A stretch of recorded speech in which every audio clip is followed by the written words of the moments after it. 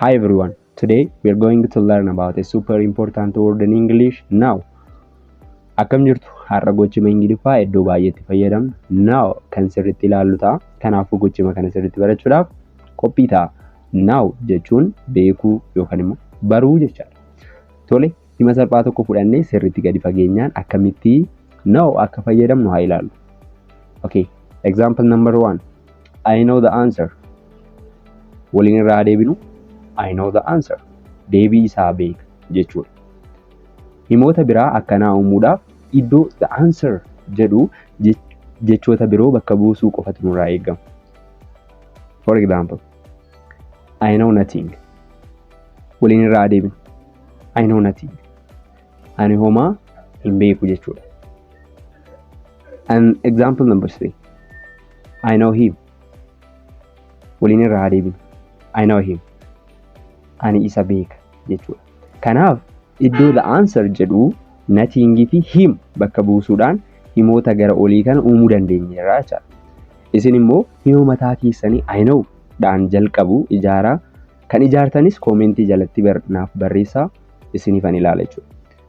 Amma immoo himoota biroo haa ilaallu. I know the capital of France is Paris. Waliin haa jennu. I know the capital of France is Paris. Magaalaan guddoon Faransaay Paaris akka taate beeka jechuudha jechuudha. Number 2. Do you know how to play the guitar? Waliin haa jennu. Do you know how to play the guitar? Akkaataa gitaarri itti taphatamu beektaa? Okay. Number 3. He wants to know if you are coming to the party tonight. Waliin haa jennu. He wants to know if you're coming to the party tonight. Okay. Isa kana koomentii jalatti barreessaa hiikkaasaa jechuudha. Sana booddee isiniifan ilaala jechuudha. Okay, amma immoo yeroo hangam yaadachuu keessan itti of qortanidha. Sakandii 3 isiniifan kennaa hiikkaa himootachaa mooyyuu ni yaaltu jechuudha.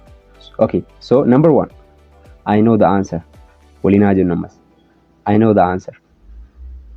Sakandii 3 isiniif kenneen jira. Try.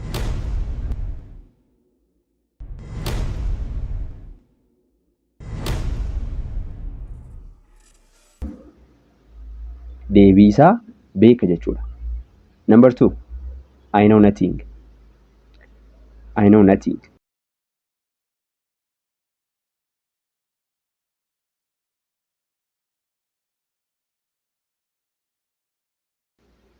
Ani homaa hin beeku jechuudha. Number 3. I know him. I know him.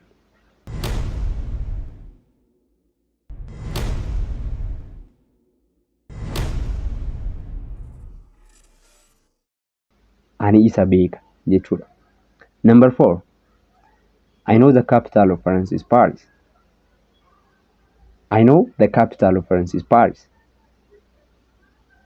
Isa kana immoo comment section jalatti barreessaa himoota biroo yoo barbaadan linkii telegiraamaa descriptionii jala jiruun seenaa ta'u buufadhaa ilaala.